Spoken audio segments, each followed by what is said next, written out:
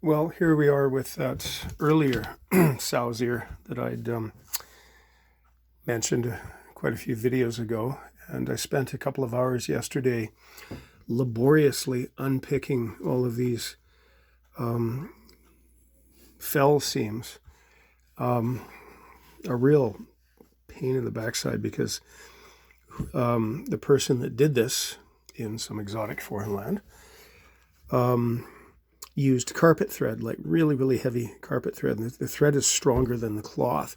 So in the few times that I would try to pull apart a seam ever so increasingly gently as I discovered what we had, the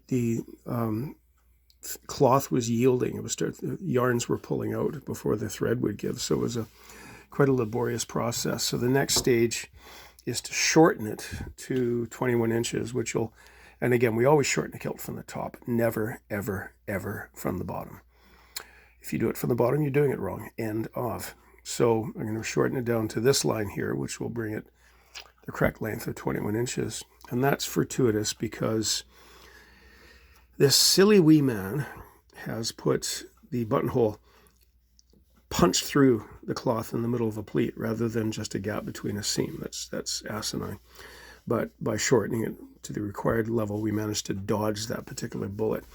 And then having done that, I'm gonna cut it, then lay it flat, and then very, very gingerly press this thing because it's got a very good crease in it, but there is no wool in this thing at all. This is some poly material. And it's going to be a challenge because my antique iron only has one setting, really. And it's going to be kind of a learn as you go. So there's a little bit, despite my best effort, there's a little bit of cloth damage where the threads pulled. And I can see if I can tease some of these yarns back in again. But next step, cut and then press. It'll be difficult to press with my fingers crossed, but that's what we're going to have to do. So check in later.